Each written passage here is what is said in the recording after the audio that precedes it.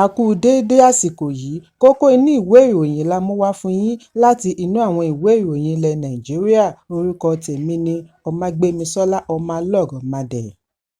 Ìjọba àpapọ̀ ti bu ọwọ́ lu bílíọ̀nù 4 náírà fún àwọn aláìlágbára lórílẹ̀-èdè níbi ìfilọ́lẹ̀ 2025 Nigerian Humanitarian Needs and Response Plan tí ó wáyé lánàá ní United Nations House, ìlú Àbújá, ní Mínísítà fún Àdínkù Ìṣẹ́ àti Ìgbáyégbádùn Ará Ìlú Akàwégboyè Nentawe Yewada ti ṣe ìkéde yìí láti fi yanjú ìyàn tó ń bẹ lórílẹ̀-èdè. Ìgbésẹ̀ yìí ni wọ́n ní ìgbàgbọ́ wípé yóò ṣe àtìlẹ́yìn fún ó kéré tán mílíọ̀nù 10 ará ìlú tí àtijẹ àtimú jẹ́ ìṣòro fún pẹ̀lú àwọn aláìnílélórí láwùjọ. Owó àfiránṣẹ́ cash transfer yìí ni wọ́n gbáradì láti bẹ̀rẹ̀ nínú oṣù kejì títí di oṣù kẹrin láti mú ìrọ̀rùn bá àwọn ẹbí, pàápàá jùlọ àwọn ogunléndé ní ẹkùn àríwá ìlà oòrùn. Bákan náà ni ìjọba bu ọwọ́ lu bílíọ̀nù 2 náírà mìíràn owó yíyá tí kò ní èlé nínú interest-free loan fún àwọn àgbẹ̀, pàápàá jùlọ àwọn tí wọ́n wà ní ìgbèríko láti fi ṣe àtìlẹ́yìn fún iṣẹ́ ọ̀gbìn tí yóò mú oúnjẹ túbọ̀ pọ̀ yanturu. Àwọn obìnrin, pàápàá jùlọ àwọn opó, aláboyún àti àwọn tí wọ́n ní ìpèníjà ara nítorí ìdojúkọ àwọn opó tí wọ́n wà nínú oyún tàbí tí wọ́n ní ìpèníjà ara a máa pọ̀. Ìdí nìyí tí wọ́n fi ń gbé ìgbésẹ̀ láti ṣe àtìlẹ́yìn fún wọn. Lẹ́yìn èyí ni ìjọba àpapọ̀ tún bu ọwọ́ lu bílíọ̀nù 4 náírà mìíràn fún àwọn ẹgbẹ́ ìdílé tí ẹ̀kún omi tàbí ìjàmbá mìíràn dé bá, pàápàá jùlọ ní ìpínlẹ̀ Borno, Adamawa, Yobe àti àwọn ẹkùn tí wọ́n ní ìdojúkọ. Ẹ̀kúnrẹ́rẹ́ ìròyìn yìí wà nínú ìwé ìròyìn Punch tó jáde lónìí. Gómìnà ìpínlẹ̀ Ọ̀yọ́ Ṣèyí Mákindé ti pàdánù ẹ̀gbọ́n rẹ̀ lọ́kùnrin Sunday Mákindé lẹ́ni ọdún 65. 65. Sunday Mákindé di olóògbé lónìí ọjọ́ Ẹtì. Níbi ìkéde òkú rẹ̀ ni wọ́n ti ṣàlàyé wípé mọ̀lẹ́bí olóògbé yìí tí ó tún jẹ́ Bàdà Olúbàdàn ti ilẹ̀ Ìbàdàn àti olórí agboolé ẹbí Àìgbọ́fá ní Ọjà'ba Ìbàdàn Olóyè Olúmúyìwá Mákindé ni ó ṣe ìkéde yìí wípé pẹ̀lú ẹ̀dùn ọkàn ni wọ́n fi ṣe ìkéde ìpapòdà ẹ̀gbọ́n wọn onímọ̀ ẹ̀rọ Sunday Mákindé. Ikú rẹ̀ wáyé lójijì ní ilé rẹ̀ láàrin aago 3:20 mọ́júmọ́ òwúrọ̀ òní, ọjọ́ 24 oṣù kínní ọdún 2025. Àwọn àbúrò gbẹ̀yìn rẹ̀, lára wọn ni gómìnà ìpínlẹ̀ Ọ̀yọ́, ọmọ àti ọmọ-ọmọ. Ẹ̀kúnrẹ́rẹ́ ìròyìn yìí wà ní ìwé ìròyìn Vanguard tó jáde lónìí. Lánàá ni agbẹnusọ ilé ìgbìmọ̀ ìpínlẹ̀ Èkó Mojísọ́lá Meranda àti àwọn ọmọ ẹgbẹ́ Governors Advisory Council (GAC) láti ẹgbẹ́ òṣèlú All Progressives Congress (APC) ní ìpàdé pàtàkì pẹ̀lú Ààrẹ Bọ́lá Tinubu ní ìlú Àbújá. GAC ní alága Ọmọọba Tajudeen darí, àwọn yòókù ní akọ̀wé Mutiu Ààrẹ, alága APC Cornelius Ọ̀jẹ́làbí, alága ìpínlẹ̀ àná Olóyè Henry Ọládélé Àjọmálé àti bẹ́ẹ̀ bẹ́ẹ̀ lọ. Gómìnà Babájídé Sanwó-Olú, igbákejì rẹ̀ Kadir Ọbáfẹ́mi Hamzat àti agbẹnusọ àná Mudashiru Ajayi Obasa, gbogbo wọn ni wọn kò yọjú síbi ìpàdé. Níbi ìpàdé yìí ni wọ́n ti fi tó ààrẹ létí ìgbésẹ̀ ìyọnípò Obasa. Meranda wá fi dá Tinubu lójú wípé òun yóò ṣiṣẹ́ papọ̀ pẹ̀lú ìgbìmọ̀ yòókù kí ará ìpínlẹ̀ Èkó lè jẹ ìgbáládùn ìjọba tiwantiwa dójú àmì. Ẹ̀kúnrẹ́rẹ́ ìròyìn yìí wà nínú ìwé ìròyìn The Nation tó jáde lónìí. Gómìnà ìpínlẹ̀ Plateau agbẹjọ́rò Caleb Manasseh Mutfwang ti ṣe ìkéde fún gbogbo ọmọ ìpínlẹ̀ Plateau àti ọmọ Nàìjíríà lápapọ̀ ìpapòdà mínísítà àná fún agbègbè ilé ìjọba Lieutenant General Jeremiah Timbut Hussaini. Àgbà ọ̀jẹ̀ yìí ni a gbọ́ wípé ó jáde láyé lánàá Ọjọ́bọ̀ lẹ́ni ọdún 82 lẹ́yìn àìsàn. Nínú àtẹ̀jáde ní ìlú Jos ni gómìnà Mutfwang ti ṣe àpèjúwe General Hussaini gẹ́gẹ́ bí òfò ńlá fún ìdílé rẹ̀, iléeṣẹ́ ológun ìpínlẹ̀ Plateau àti orílẹ̀-èdè lápapọ̀. Gómìnà ṣàlàyé ìgbé ayé rere tí olóògbé ti gbé tí ó fìtàn balẹ̀ ní ẹ̀ka òṣèlú àti ààbò. Ó fìdí ẹ̀ múlẹ̀ wípé ìgbìyànjú Hussaini láti ṣe ìgbélárugẹ àlàáfíà àti ààbò pàápàá jùlọ ní ẹkùn àríwá àti ìpínlẹ̀ Plateau kìí ṣe kèremí tí àwọn kò lè gbàgbé láéláé.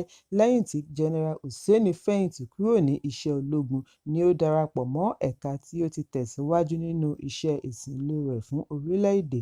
Gómìnà Mutfwang wá gbà á ládùúrà kí Ọlọ́run fún ẹbí rẹ̀, ìpínlẹ̀ Plateau àti orílẹ̀-èdè ní okun àti fi ara da ìpapòdà Hussaini. Ẹ̀kúnrẹ́rẹ́ ìròyìn wà ní ìwé ìròyìn Daily Post tó jáde lónìí. Aya gómìnà ìpínlẹ̀ Anambra ìyáàfin Nonye Soludo ti lérí láti tọpinpin lórí ẹ̀sùn ọ̀gbẹ́ni kan tí ó dáná sun ìyàwó rẹ̀ ní Abagana ìjọba ìbílẹ̀ Njideka lórí ẹ̀sùn àlè yíyàn. Ìyàwó gómìnà ní òun yóò ṣe ọ̀rínkinnínwí ẹ̀sùn yìí títí ìdájọ́ òdodo yóò fi wáyé lórí ọ̀gbẹ́ni tí wọ́n pe orúkọ rẹ̀ ní Sunday Nwanna, níbi tí ó ti ń gba àlàyé lórí ẹ̀sùn yìí láti ẹnu kọmíṣánná fún àwọn obìnrin àti ọmọdé ìyáàfin Ify Obinabo àti akẹgbẹ́ rẹ̀ ní ẹ̀ka ìlera dókítà Afam Obidike, ni ìyáàfin Soludo ti sọ wípé ẹ̀sùn yìí kìí ṣe ẹ̀sùn tí wọ́n ń gbá pamọ́ sábẹ́ tábìlì. Òun ti darí àwọn kọmíṣánná méjèèjì kí wọ́n lọ ṣe àbẹ̀wò sí ibi ìṣẹ̀lẹ̀ kí wọ́n sì béèrè àlàyé lórí ohun tí ó ṣẹlẹ̀. Aya gómìnà ṣàlàyé wípé ìjọba yìí kò fi ọ̀rọ̀ ìtàbùkù sí lọ́kọ-láyà domestic violence ṣeré. Gbogbo ẹni bá jẹ̀bi ẹ̀sùn ni ó gbọ́dọ̀ fi ojú winá òfin. Ẹgbẹ́ obìnrin kan ní ìjọba ìbílẹ̀ Ekwusigo ìpínlẹ̀ Anambra náà bu ẹnu àtẹ́ lu ìṣẹ̀lẹ̀ yìí. Agbẹnusọ dókítà Helen Obi tí ó tún jẹ́ àgbà olùkọ́ láti ẹ̀ka òfin Ifásitì Nnamdi Azikiwe sọ níbi ìfọ̀rọ̀wánilẹ́nuwò pẹ̀lú akọ̀ròyìn lánàá wípé àwọn ti gbèrò láti ṣe àbẹ̀wò sí kọmíṣánná lórí ọ̀rọ̀ yìí. Obi ní olóògbé ìyáàfin Blessing Nwanna, ìyá ọlọ́mọ mẹ́fà, jẹ́ ọmọ bíbí ìlú Abagana níbi tí ó ń gbé pẹ̀lú ọkọ rẹ̀ títí di ìrọ̀lẹ́ ọjọ́ Ìṣẹ́gun tí ọkọ rẹ̀ fi da epo bẹtiró sí i lára kánná lù ú lórí ẹ̀sùn àlè yíyàn tí ó dá awuyewuye sílẹ̀. Obi wá ṣe ìkìlọ̀ fún àwọn tọkọ-tìyàwó wípé kí wọ́n tètè máa rìn jìnnà bí wọ́n bá ṣe àkíyèsí ìbáṣepọ̀ tó léwu, nítorí kò sí ìtìjú nínú kí obìnrin dálé moṣú. Ó sàn kí ó wà láyé pa ìtìjú mọ́ ju kí ó dèrò alákeje lọ. Ẹ̀kúnrẹ́rẹ́ ìròyìn wà ní ìwé ìròyìn This Day tó jáde lónìí. Àjọ alámòjútó ìwé ìrìnnà lórílẹ̀-èdè US Immigration Agency ti ṣe ìkìlọ̀ sí àwọn ilé-iṣẹ́ ní Newark, New Jersey lánàá Ọjọ́bọ̀ tí wọ́n sì fi àwọn tí wọn kò ní ìwé ìgbélùú sí àhámọ́ pẹ̀lú òṣìṣẹ́ ológun US.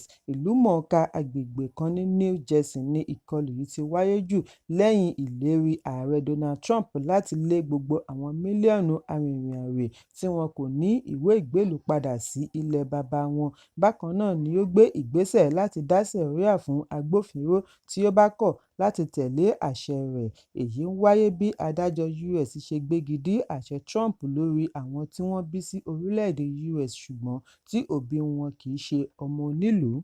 Adájọ́ ní àṣẹ tí wọ́n gbà lérò láti fẹsẹ̀ múlẹ̀ bẹ̀rẹ̀ láti ọjọ́ 21 oṣù Kínní ṣe lòdì sófin pátápátá. Lára àwọn àṣẹ tí Ààrẹ Donald Trump bu ọwọ́ lù ní kété tí ó gba ìṣàkóso gẹ́gẹ́ bí ààrẹ 47 ilẹ̀ US ní dídarí àjọ ìjọba láti má ṣe àgbékalẹ̀ ìwé ọmọ onílùú fún àwọn ọmọ tí wọ́n bí sí US tí òbí wọn kìí ṣe ojúlówó ọmọ onílùú. Àwọn ẹgbẹ́ kan ti gba ilé-ẹjọ́ lọ, wọ́n sì ń retí ẹ̀sùn mìíràn lórí àṣẹ Trump yìí. Iléeṣẹ́ ìròyìn BBC jábọ̀ wípé ìgbésẹ̀ yìí kò tẹ́ àwọn agbẹjọ́rò Trump lọ́rùn. Ìpínlẹ̀ 4 ni wọ́n ní kí adájọ́ gbégi dínà ìgbìyànjú Trump àti dínà mọ́ ará ìlú lórí òfin ọmọ bíbí birthright. Bí agbẹjọ́rò ẹ̀ka ìdájọ́ Brett Schumer ti ṣe bẹ̀rẹ̀ àríyànjiyàn lórí àṣẹ yìí ni adájọ́ John Kavanaugh dá lẹ́kun tí ó sì béèrè ní ọwọ́ rẹ̀ wípé ǹjẹ́ àṣẹ yìí tọ̀nà bí? Ẹ̀kúnrẹ́rẹ́ ìròyìn wà ní ìwé ìròyìn Vanguard tó jáde lónìí. Kókó inú ìwé ìròyìn tòní kò ní jù báyìí lọ. Ẹ pàdé mi ní ìrọ̀lẹ́ fún àkọ́tún ìròyìn. Kí a tó lọ, ẹ má ṣaláì fi àkíyèsí yín ránṣẹ́ kí ẹ sì bá wa subscribe sójúnà wa lórí YouTube kí kókó inú ìwé ìròyìn lè máa tẹ̀ yín lọ́wọ́ ní kíákíá.